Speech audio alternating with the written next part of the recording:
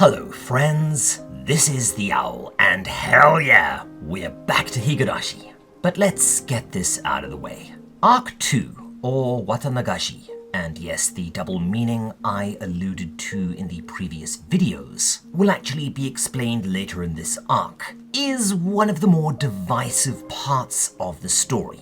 By which I mean, it tends to be one people either love or kind of hate. And I think this can be demonstrated by how many attempts at a full Higurashi video series kind of peter out here. I get why. I'm actually genuinely curious on your thoughts on this arc, so feel free to let me know where you stand on Watanagashi in the comments. From my perspective, I will explain as we go, but short version, story-wise, Arc 2 is a slow plodding mess by Higurashi standards, meaning that sure, it's still very well written, really compelling, and very good overall, it just has problems. For one, it spends a ton of time on a mystery that really just serves to confuse the reader, is maintained by the protagonist and one other character being blisteringly stupid, and a lot of rather forced red herrings, but most importantly, it never actually goes anywhere particularly interesting, at least not until way later, where we start recontextualizing things that happened. It's really hard not to spoil this manga. It's also an arc with some pretty squicky stuff in it. Nowhere near some of the later arcs. Holy crap, just wait. But yes, I think this is where all of that starts. And yet, while there is stuff in this arc that I'm not a huge fan of, and wow, does this one take a long time to get moving compared to Volume 1. Volume 3 in particular is kind of a slog. It's still Higurashi, and thus it's still the absolute tits by any other standard. And yes, flaws aside, as I think I've mentioned before, Watanagashi has that bit. A sequence that I regard as one of the greatest horror sequences in any written or drawn media that I have ever encountered. Just you wait. Anyways, lots of ground to cover, so let's dive on in. After the events of Onikakushi, we open on what looks like a nearly identical but subtly different intro welcoming us to the small mountain town of Hinamizawa. And you will notice right off the bat that the art has suddenly taken quite a step up. See, Higurashi doesn't just have one artist. It has a different artist for every arc. This time it's Yutori Hojo, who I cannot find any information on at all, aside from the fact that she did the art for Arc 2, and whose personal website link seems to be dead, so I guess that's that. And speaking of dead, I wonder who our new cast of characters is going to be. You know, with most of the previous lot dead. Satako and Rika helping Oishi, maybe? We cut over and see Keiichi and... Wait, what? How the hell is he alive? Didn't he rip out his throat at the end of Onikakushi? And there's Mion. I thought you were dead. Nope. And yes, this is where I think a lot of people were absolutely stymied. And to get ahead of it a little bit, let me explain this now. Higurashi is a time loop story. A very interesting and uniquely told time loop story. And this is the second loop. Now, without giving too much away, there's a lot more to it, and there is a reason that I consider this manga to probably be number one. But as with just so much, sing it with me, folks, that'll have to wait until much later. I will stop saying it when it stops being true. This is a manga with a lot of initial investment that will pay dividends towards the end. Now, one thing to note here is that, unlike Arc 1, Arc 2 sees Keiichi meeting with and walking to school with Mion rather than with Rena. So yes, the loop is already seeing a few changes. And yes, aficionados of those sorts of games will note the similarities to how a dating sim/harem game operates, especially on replays. You get the intro, which is generally the same, unless it's one of those games that likes to dick with you, and then you sort of pick one of the characters to court, and the story diverges from there. Only here, naturally, in a horror mystery story, and with Ryukishi's standout writing, as he's already giving Mion a ton of character and differences to Rena. And no, this isn't me dissing the dating sim genre. There was one I played in Japan on recommendation from a particularly horny mate. Oh goodness me, it was Cat Girl something. And while it did occasionally venture into fetish territory, it got a few laughs out of me, and the story was kind of good. If you have played this and, well, aren't embarrassed, let me know what you think this might be in the comments, because I wouldn't mind replaying this at some point, at least once the other owls are in bed. Wait, I think Mrs. Owl might be listening to me, so abort joke. We do observe that, much like Rena in Arc 1, these two are already growing close, signaling to us that the focus of this arc is going to be Mion. At school, Satako pranks him again, only with ye old bucket of water over the door trick, rather than an eraser. And before we know it, the gang's all here. Rena's being a ball of silly energy, and Rika's being adorable as normal. Now, one thing to note here, because the manga translates this strangely, Mion constantly refers to herself as an old man, ji or oji in Japanese. This is one of those things that sounds kind of quirky in Japanese, but comes over very strangely in English. Short version, she is joking around about being a tomboy, and I think she's implying that she's slightly older than Keiichi is, which, okay yeah, Mion's age has been the subject of some contention. I think the fanon was for the longest time that she was 17, but allegedly it was clarified somewhere that she's the same age as the rest of the older clubmates, at around 14, so I have no idea what that's about. However, take note of the tomboy meaning, as this is going to be very important. As mentioned in the previous arc, Mion is secretly very insecure about her femininity. She's sporty, she's quite tasty in a fight, and she comes over extremely forward.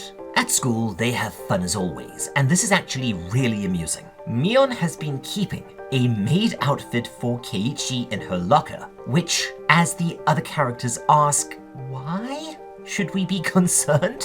But his penalty is that if he loses, he would have to carry her bags home while wearing it. And she also apparently made him wear panties. Okay, we're in too deep, folks, so let's hit the fast forward button a little. Next, that afternoon, Rena mentions to Keiichi that, okay, so this is more really clever character work and subtle foreshadowing from Ryukishi. As fans of this channel will remember, I usually gush over art, so this is such a pleasant change of pace, where I actually get to gush over stuff like metatextual patterning, narrative structure, foreshadowing, character layering, and the like. You know, Ryukishi 7 having storytelling testicles the size of beach balls. Rena tells Keiichi that she's really happy she came here. Mion, who she refers to as Michan, a cutesy way of referring to a friend, was a pretty troubled person, but in him, she's found a friend, maybe more, and also someone that can match her pace. As to Chun, we aren't going into the honorifics today, but you're probably familiar with at least Chun and Sun and maybe Summer, the first being a more casual as well as feminine way of referring to your friends. And you actually might encounter Tan out in the wild too, as in Nokotan, you know, that brain rot deer anime. No. And I'd just gotten that sodding song out of my head. Tan being a cutesy way of saying Chun, based on how kids would say it. Where was I? We hit some more fun between the two of them. And yes, I always forget how often the humor in this manga lands. At home, Keiichi gets a phone call from Mion challenging him to a rematch, as the club will be hanging out and playing games again over the weekend. Naturally, this is at least partially just an excuse to spend more time with Keiichi, but he's keen. Remember, these two have been hitting it off and are maybe a flea's ball hair away from becoming boyfriend-girlfriend.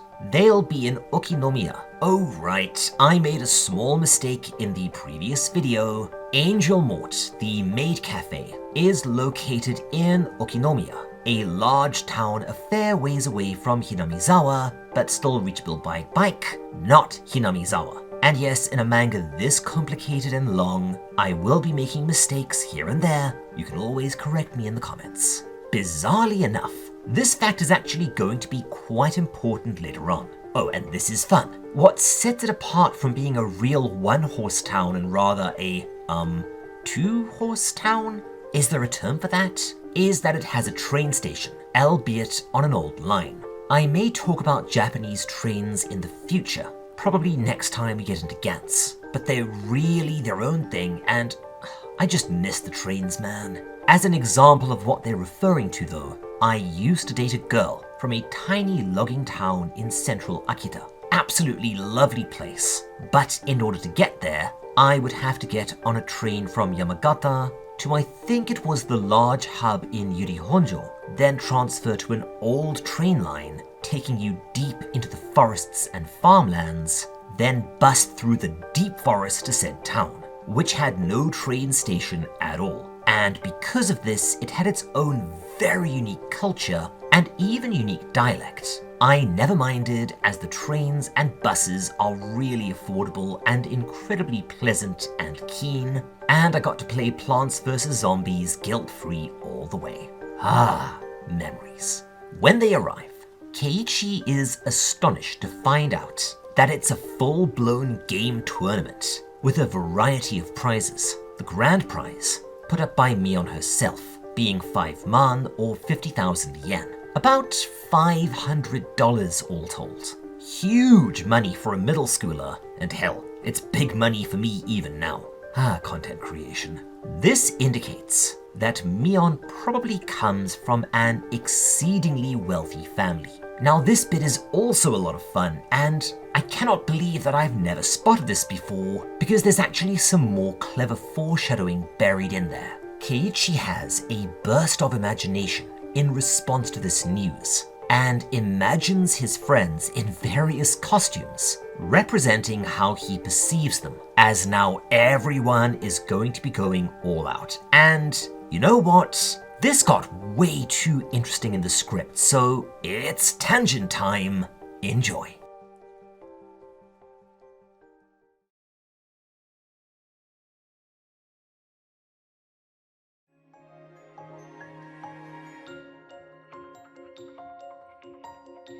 Okay, so out of the 4 girls, 2 have outfits that now not only carry a lot of really interesting symbolism, they're almost to the point of foreshadowing stuff coming later by way of said symbolism. Let's go one by one here, because wow, is this interesting. Mion is the important one for now. She is dressed as an Oni, as in Onikakushi, complete with club. Oni are a little difficult to explain as, depending on the context, they can be similar to how we think of ogres or trolls, basically just giant cave-dwelling humanoids that eat people. And this is the original meaning of the word, but later, these were incorporated into the idiosyncratic Japanese faith, an amalgam of Shinto and Buddhist doctrine, as powerful and incredibly evil supernatural beings that acted as torturers and wardens of hell. They can also grant wishes and cause natural disasters. So yes, this is why you will sometimes see Oni translated as ogre and sometimes as demon. The club is a kanabo, a metal or metal-studded weapon, and the horns and the tiger skin getup is also weirdly important. See, the northeast direction, which in ancient Japanese occultism was associated with misfortune and evil, was generally referred to as Ushitora, or ox-tiger, with north being ox and east being tiger, hence the horns and the clothing, ox and tiger. But short version, the term Oni in the context of Higurashi is once again referring to the demon, meaning malevolent, sadistic, and cruel supernatural creatures. Remember, Hinamizawa, as we learned in Onikakushi, is known as the village where demons live. Rika, on the other hand, is just as interesting in her own right, although I will need to tread carefully here in order not to spoil things, because there is a lot I could read into it. But TLDR, she is disguised as a tanuki. Tanuki are one of those inexplicable Japanese things where, rather than being depicted as a sort of doggy, badgery, raccoony critter, are instead highly intelligent trickster spirits capable of shape-shifting, transmuting objects, becoming invisible, and having magic scrotums. No, I'm not kidding, and also don't ask. What's interesting is that in the region, they also have a fair bit of religious significance, particularly as it pertains to the Shinto faith, being viewed as divine messengers or capable of interceding with local deities, as well as warding off evil. For that reason, you will sometimes see statues of tanuki near Shinto shrines, as well as near restaurants, generally in the form of this cursed thing, which I swear would follow me around sometimes like a damn weeping angel. Warding off bad luck, I guess, and I got plenty of that to spare.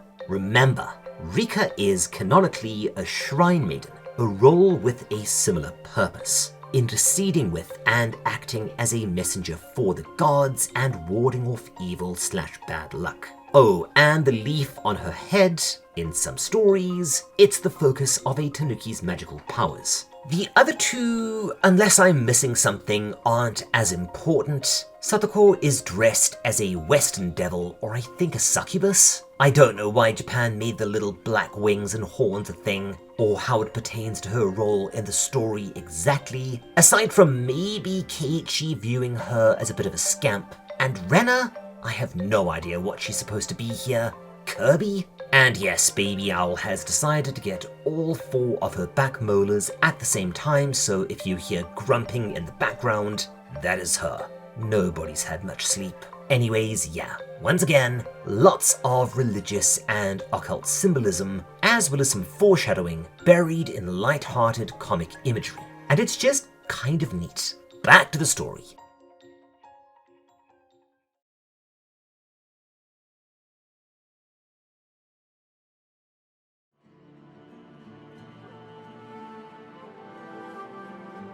The game tournament itself is not all that important. Honestly, there's a lot in this arc that's like this. Long story short, everyone cheats outrageously, but the round ends without a decisive conclusion, as Mion has to go to work.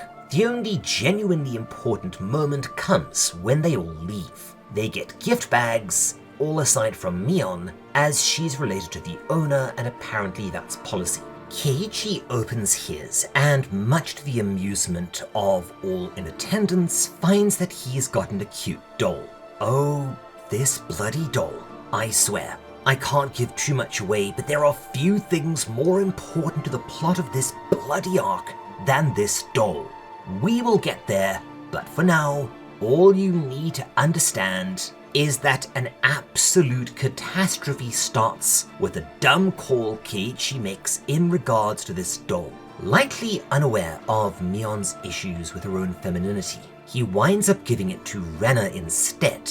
Keep in mind, Mion did not get a gift at all. This is just a bad decision, but worse yet, he jokes that she wouldn't want it anyway, as she's not into girly things. Mion deflects with a joke, saying that yeah, he's right, she should have been born a man. Wow, mate, you screwed up here. And they all part with some more obvious foreshadowing, with Keiichi remarking that he thought that these days would last forever, a nod towards the typhoon of blood and horror about to descend. At least once this arc stops running in place and actually gets to the good stuff in Volume 4. Sometime later, Keiichi eats out in Okonomiya, Angel Mort naturally, where his dad pervs on the waitresses. Dude, some of these are your kids' friends, and I think most of them are around 14. Yeah, Keiichi's dad might actually be one of the real villains of this story.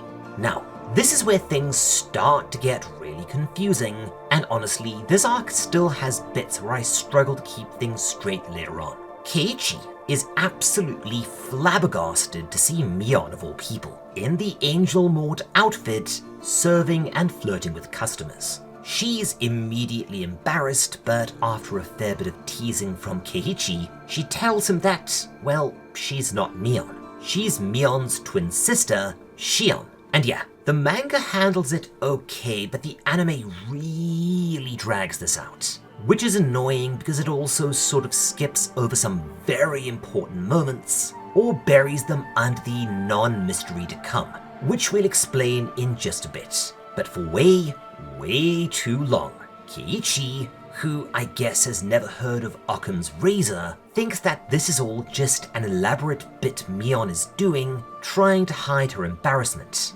Their tough-as-nails tomboy Mion actually does have a feminine side, working at a maid cafe, and presumably he thinks that she's worried that she would never live it down, as he's a really nice guy, albeit not the smartest, and also, in this arc, sort of building into a relationship with Mion. He playfully goes along with this conceit, saying that no, Mion could never pull off this sort of girly outfit, but Shion can rock it. Oh dude, no. Regardless, presumably Mion tells him that she will tell her big sister on them as she clocks out and Keiichi leaves bemused. At school the next day, he continues to be a colossal fucking idiot, endlessly poking at Mion about what he's learned, rather than keeping his mouth shut, resulting in her getting flustered, but seeming to play along, saying that no, that's her sister, no really, she swears. Rena, who can be astonishingly unhelpful sometimes, says that she's been to Mion's house plenty of times and has never seen Shion, which Mion explains that no, she lives with her grandmother in Hinamizawa, and Shion lives in Okonomiya with their biological parents. A weird situation that, yeah, will get explained way later on. And alright, fine. I debated this for some time, and I actually got some feedback from Mrs. Owl on this. As someone who's never read Higurashi before, psst, maybe try and persuade her on the Discord, she would love it. And she concurred with me, so at this point in the story, I am going to get out ahead of it. Not only because I would have to go back and remind folks of a bunch of stuff that happened and will be recontextualized by this later on, and that's how I get confused, but also, holy shit, does this arc get confusing enough as it is. As I've said before, it's really messy from a narrative perspective, even knowing this lot going in. Dragging the mystery of Mion and Shion out, in my opinion, does not contribute much to the overall plot, aside from explaining why Keiichi acts like a massive scumbag, albeit completely without realizing it, as well as a thing that'll happen later on. But once again, that's something for way later. It's kind of frustrating, as I do understand why Ryukishi did it, in that yeah, I know what he's going for, but it's all so unnecessary and would have been so much better without this. So, let me put this clearly. Shion is a real person. Shion is not Mion. Mion is telling the complete truth. Keiichi is a dumbass and thinks that she's doing a bit to try and show him that she has a closely guarded girly side, and the reason why I hate this little mini arc is that yes, as I've said, it's one of the few Higurashi beats that requires characters to act blisteringly stupid in order for the story to happen. Because yes dude, she is so committed to this bit that she actually works at a maid cafe in her off hours, in secret, under another identity, dealing with gross older men just because. Don't make me tap the meme. Think Keiichi. But the manga does everything it can to keep this mystery going, keeping it afloat with red herrings. Ugh. There is a reason that Watanagashi is probably my least favorite arc at a balance, well, at least amongst the main arcs. So, moving on with that in mind, Shion shows up at his house with some food and says that her sister actually sent her over due to him missing lunch. So it seems that Mion has actually abandoned the relationship, thinking that maybe Shion is a better fit for him, as he seems to want someone more traditionally feminine, while she sees herself as rather masculine. Sure enough, it's a gorgeously prepared meal, and yes, this is kind of tragic if you think about it, and yes, second verse, same as the first, keep it in mind moving forwards. It'll be very important later.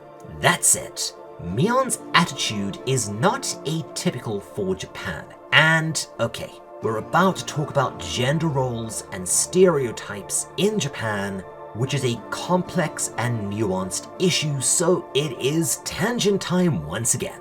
Enjoy.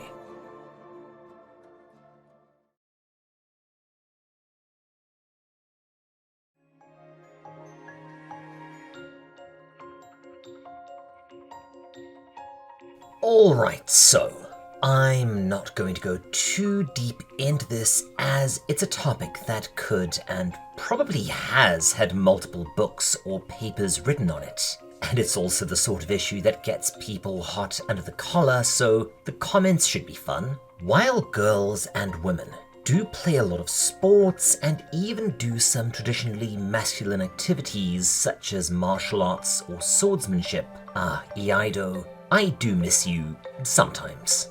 Even your standard tomboy is generally given a feminine side in fiction, and there's a reason for this. And this is where the discussion gets complicated. See, sex equality and gender roles in Japan is another very complex topic. But while this is an oversimplification, women were only granted the absolute right to vote after World War II as part of the new constitution, and the Japanese equivalent of Title IX only came into effect in the very late 80s. Arranged or even de facto forced marriages were the norm until the 1940s, and even now definitely do exist out in the country. I've heard a number of anecdotes from my friends over there who were dating a country girl who broke up with them after their parents told them that they'd found her a husband, often as part of a business deal or company merger.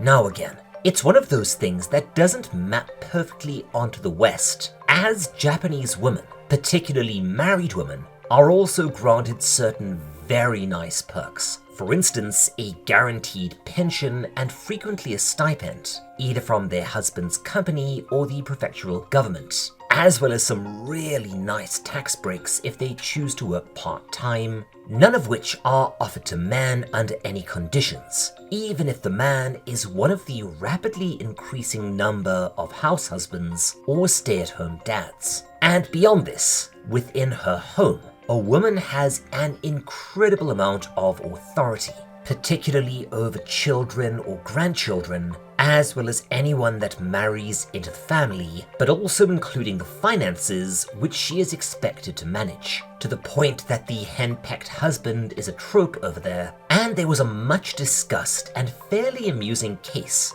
that unfortunately I cannot seem to track down anymore, where a husband sued his wife to get her to give him more pocket money. Again, it's a very nuanced discussion. But yeah, girls are expected to act a certain way, look a certain way, groom themselves a certain way, and even talk a certain way. Although, granted, the same is true for men.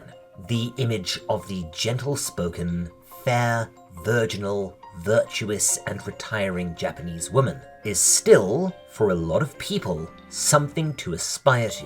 Some of the ways this manifests is stuff that probably wouldn't have flown in the West even 50 years ago, let alone now.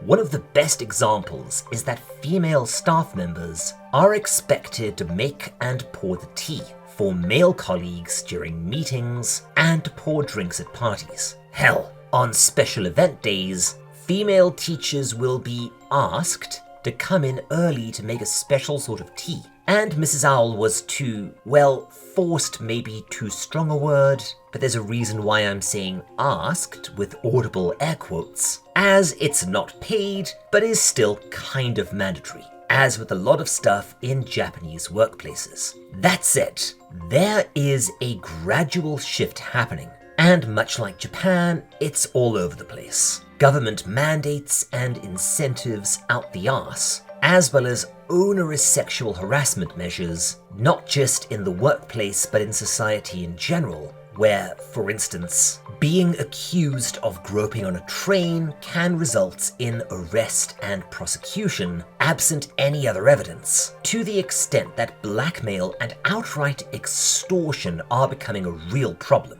where women, often working in pairs, one being the victim and one being the witness, will attempt to extort money out of salarymen by threatening to accuse them of groping if they don't pay up, or just straight up making the accusation and involving the police in the hope that it settles out of trial rather than taking it that far, where almost non-existent rights of the accused and the absurd rates of criminal conviction, 99.8% bloody hell, is notorious worldwide. Beyond this, several overlapping movements openly defying gender roles, such as Ganguro fashion and the phenomenon of the so-called carnivore girls, are really and bizarrely popular now, especially in major metropolitan centers. Long story short, gender roles in Japan are a messy, nuanced, and difficult topic. As so far as it pertains to the story,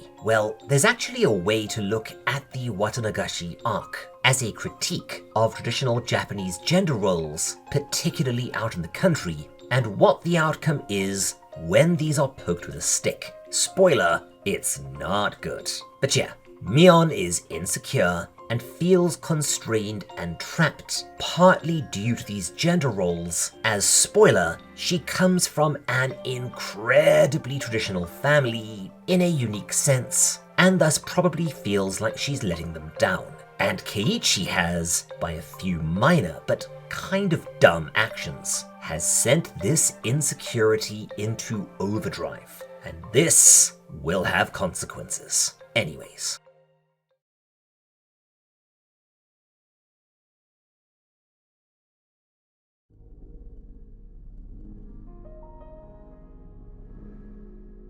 Sometime later, Keiichi is playing with his friends at school when Rika remarks that she's been training for the Cotton Drifting Festival as described in Arc 1. The Japanese term and the name of this arc is Watanagashi. Wata in this context meaning cotton, and Nagashi meaning sort of cruising or floating along. It's got a lot of uses. As mentioned, there's actually another possible meaning which we will explain in the next video, a way darker one. We get a recap of the upcoming festival and Oyashiro-sama, Meep, as well as, seriously, the art in this bloody thing is really good in places. We also get a really well executed scene with Rena, who, after a casual discussion, segues into talking to Keiichi about Mion, hinting that, yeah boy, you really screwed up here. Worse yet, because he's kind of an idiot, he's actually falling for Shion,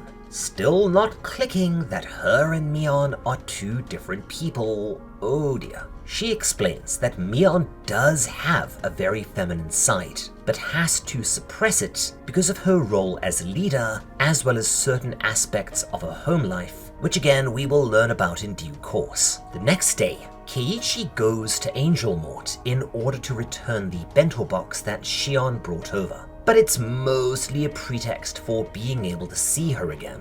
You know, the whole, well, I wanted to give this back to you ploy. Has that worked for anyone in the course of human history, I wonder? However, he winds up running afoul of, okay, we have done enough cultural tangents for this video, and I've talked at length about Bozoku and Yankees in Gantz and Uzumaki, so I'm not going to go through all of that again, but short version, psychotic Japanese biker gangs and street thugs. Not really that much of a problem in the modern era, but they still loom large in Japanese popular culture, and the pompadour haircut is a dead giveaway, by the way, and those really need to make a comeback. Or is that called a quiff? Yes, I said quiff, you weirdos. I don't know hairstyles. That said, Keiichi is saved by Mion, who looks absolutely badass here. And, oh yeah, take note of this. She is leading a small army of villagers who basically come out and just stare the thugs down. There is a theme that is being introduced here, and like a lot of other things, it'll be explored extensively in future arcs. Let's just say that living in a small town in Japan often means a very tight-knit community which has both pluses and minuses. This time, we also see Oishi, who, okay, so without giving too much away, just note the difference between how he behaves here versus the first arc. I promise you, this one isn't just important, it is crucial. Inside the cafe, talking with Shion now, we are reintroduced to the Hinamizawa Dam project, but there isn't anything really new on that front yet. So, moving on. Keiichi, however, still thinking that these two are the same person, completely misreads a thing that happens and oh dear. Shion asks him straight up who he prefers, her or Mion, framing it as a hypothetical where they are both hanging from a cliff and he can only save one. We get to see him mulling it over. Oh yeah, it's probably not as easy to see in the way I have to cut this up for YouTube, but the panel construction and utilization of space is absolutely ingenious, especially for such a talky and word-dense manga. His thoughts are something along the lines of, well, Mion's incredibly capable and strong. Shion's kind of just a girl, so if they were two people, he would have to save Shion. But keep in mind that he's seeing this as Mion asking him if he prefers her tomboy side or her feminine side, and you could probably guess the problems that this is going to cause because these two are getting really close. That night, indeed, Shion calls him up, and after inviting him to a taste testing event at Angel Mort, asks him if he wouldn't mind stepping out with her for a bit after, which he interprets as a date. The next day, he and Rena get to talking, and she once again segues into the topic of Mion and so this exchange is really frustrating. And while I do think I know why Rena is doing it the way she is, she for sure bears some responsibility for what is coming down the pipe. So, Rena says that she's actually been feeling fairly good herself as of late, mostly because Mion has been much happier. Huh? When he asks the obvious question, Rena tells him that Mion has been absolutely distraught, crying to her on the phone. The reason? Somebody hurt her really badly. And oh, there we go with the spooky eyes again. Although not quite as bad as the first arc, and once again, this difference is actually worth noting, as even these subtle things around the margins will come into play in the story. This is a very, very clever manga. He asks her, and because plot needs to happen I guess, Rena refuses to tell him, laughs and runs away, leaving him pretty concerned.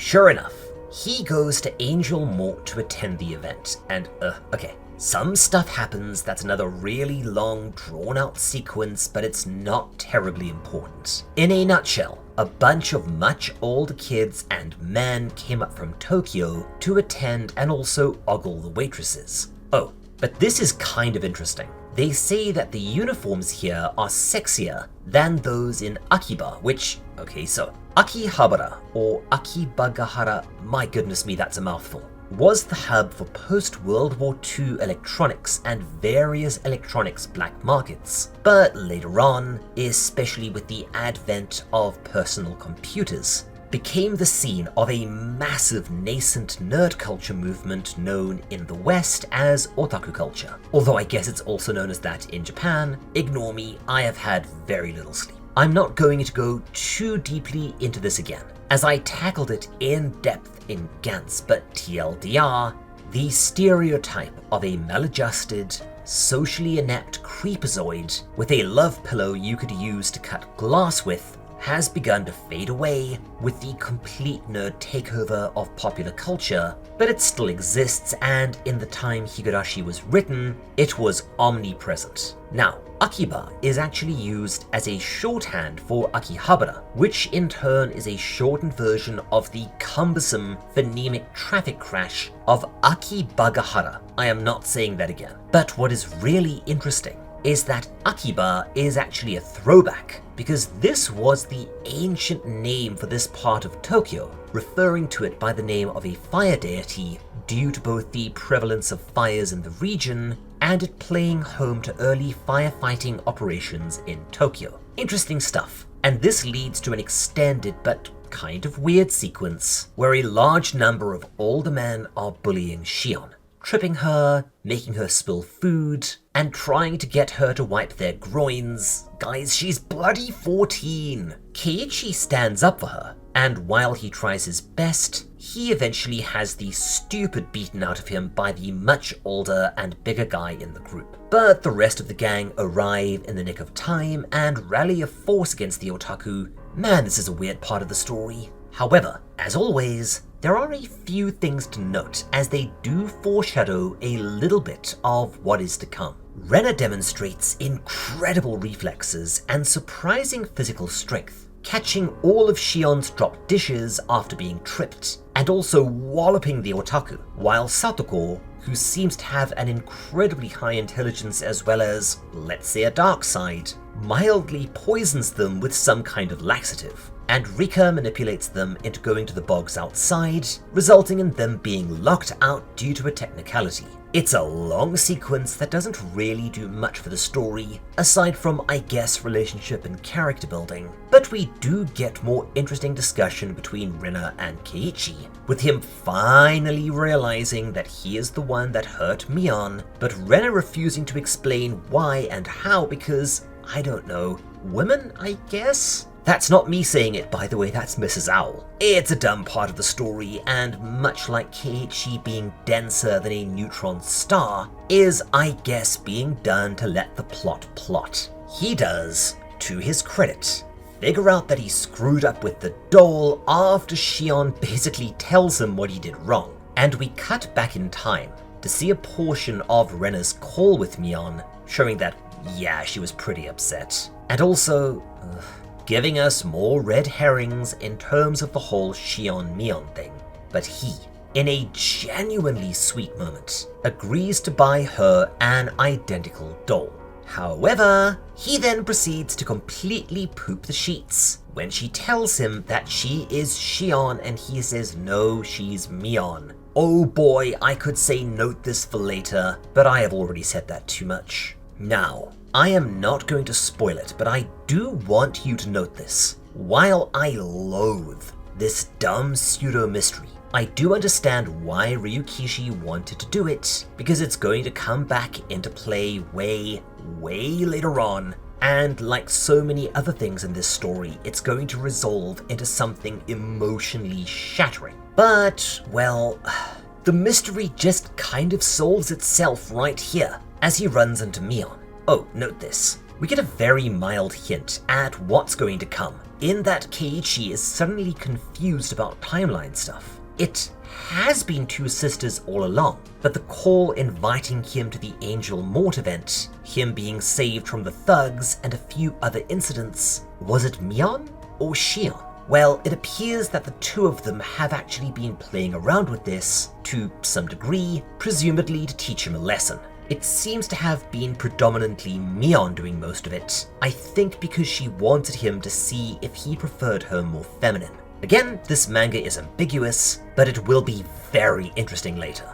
Regardless, Mion asks, through Rena, if they can't just forget about all of it and go back to normal. To which a very embarrassed Keiichi eagerly agrees, and it seems like all's well that ends well. They are going to move on and forget this ever happened, likely aside from some pretty funny teasing of Keiichi.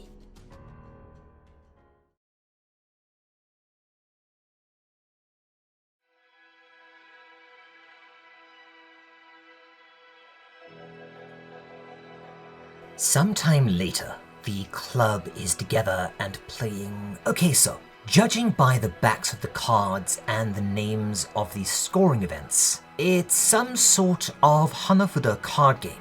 A broad genre using specific cards that I've tried to but never really been able to understand. So I am not going to try and explain it here. There are, again, a lot of variations, and it's somewhere between, poker, thuni, and mahjong, from my understanding. One of those things where everyone will tell you that it's so easy and simple, but whenever you attempt to play it, you get lost in the weeds and wind up paying everyone's bar tab that night. Long story. It's an ancient genre, initially played with tortoise shells, and later with beautifully drawn lacquered game cards, allegedly making its way to Japan from India through China. For the longest time, it was associated with gambling, and was thus even outright banned, along with most other card games, for almost 100 years, from the late 17th century until the late 18th century. If you are interested in learning more, there are many tutorials on YouTube for the various games you can play with Hanafuda cards. Anyways, we actually get a pretty fun sequence, where Keiichi and Rena, the losers, have to scrub the floors in a maid costume, but Rena finds his underwear cute when she can see up his skirt, so she starts chasing him around while they both clean. It's all in good fun, and gives us a last bit of levity before the really dark stuff kicks off again. However, much as last time, Keiichi learns that there was a boy who used to pal around with the girls by the name of Satoshi Hojo. And much like last time, he's told when he asks that Satoshi simply transferred schools, with everyone acting cagey, and again, we see Rena's eyes start looking very wrong. Not the cat-eyed nightmare eyes from Onikakuji, but definitely off. Later, Mion and Keiichi are helping to set up for the Watanagashi festival, alongside the other townsfolks. Oh, and they offer him a beer, which may seem weird, but this takes me back to my own festival experiences in my small town, where I would occasionally run into high schoolers and even middle schoolers who had somehow obtained a beer or a jar of sake and were surreptitiously passing it around. Just one of those interesting little cultural moments. I remember asking my principal, who was also in attendance, if we should do anything, and he laughed and said something to the effect of, "At festivals, we are all a little blind and a little deaf," by which he meant, well, it's just one of those things that we should endeavor not to notice. Later, my supervisor explained to me that if someone raised a fuss and they were caught, there would be serious consequences. And not just for the kids. The person who sold the booze would be in major hot water legally speaking. The kids would probably be expelled or suspended at the least. A huge deal in Japan that would permanently and seriously damage their future prospects. And their school's image would be majorly tarnished. So it's just best to leave it alone for their homeroom teacher to quietly take them aside and talk to them about, if that. Japan is, sing it with me folks, kind of its own thing. Mion gives him some mugicha instead, barley tea, a fairly pleasant and refreshing beverage dating back to the 700s, omnipresent throughout large portions of Asia, and I think this also originated in China if I'm not mistaken. But it turns out to be, once again, Shion pranking him, and him realizing that, wow, when these two want to pretend, it is bloody hard to tell them apart. It's being done to teach him a lesson, but once again, take note of this for later, because it is going to play into the plot in a big way. They then run into, oh here's a bad omen, it's Tomitake and Mio. Oh, and that big drum in the upper right corner is a taiko, a traditional and yet absolutely insanely popular instrument in Japan. There are a billion different taiko rhythm games, and any school has a taiko club because, yeah, banging a huge drum with heavy sticks isn't just bloody brilliant fun, it's surprisingly cathartic. Oh, and to round out our list of possible suspects, Oishi shows up too. We get an allusion to the curse. Someone will die, someone will vanish as Shion suddenly turns quite grave. More rehashing of stuff we know follows, but one small bit of new information. Here, we are told that the damn director was actually killed by his subordinates in some sort of quarrel rather than the villagers, with him being beaten to death and then dismembered, with someone absconding with one of his arms. It goes on rehashing a bit more without too much new or relevant information, but they are interrupted by the arrival of Mion, who gets into a pretty funny comedic sisterly fight when Shion tells her that Keiichi was flirting with her, much to the amusement of everyone else. It's just a really fun, wholesome sequence that, yes, is being set up in deliberate juxtaposition before everything goes horribly insane. The start of this slide comes when Mio and Tomitake suggest that maybe they should all sneak into the Saiguden, a storehouse that only the Furudes, the priest family that Rika was a part of before they died, and a place surrounded by dark legends as the volume draws to a close.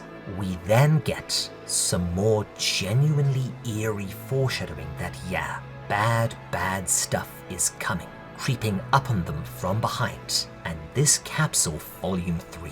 Volume 4, while it's not my favourite part of Higurashi, does pick up the pace again nicely, leading us to a very odd sequence that will only make sense way later on, and also builds up to that horror sequence that, yeah, I must have gone on about in at least 5 different videos. Holy crap, I cannot wait to cover that, as well as dissect it, as it's one of those things that in my opinion is near perfection. But that will have to wait until next time. Anyways, before we finish for the day, I just want to say a massive and heartfelt owl thanks to our fantastic patrons, without whom this channel would absolutely not be able to continue existing. Cheddar, Crazy, Lance Goebel, Question Man 6, Hunting for R2D2, Inuki Koji, John Nepp, Kel Kor, Callie Caris, Lee, Mootle, Opinion Custard, Philip Campbell, Piece of Yeast, Range Danger, Rose Montgomery, Sally Face, Wargle, Cheshire Quill, Endymion, Fluffy Burb, Hashtag Hermit, Hannah Hexchen, Jake, Catstown, Mew Haku, Nate Corbin, Oishi Bun, Rafferty, Sefet, Simone, Squid, Tac2M, William, and Yorgborg. And I'm sure that I have forgotten at least one person, so whoever you are, I am sorry. I also want to say an extra special thanks to our Owlbard patrons, Jathis, Uto, and Polite Crow. That's just so stupidly generous, I don't even know what to say. If you want to support this channel, gain access to a bunch of perks including my book, input on future manga to cover, early videos, exclusive videos, and all sorts of fun Discord stuff, as well as a few other things that I'm probably forgetting about, become a channel member or head on over to the Patreon. Otherwise, thanks for watching, like, subscribe, and all that good YouTube stuff. Cheers, take care, and I will see you all next time. This is the Owl, signing off.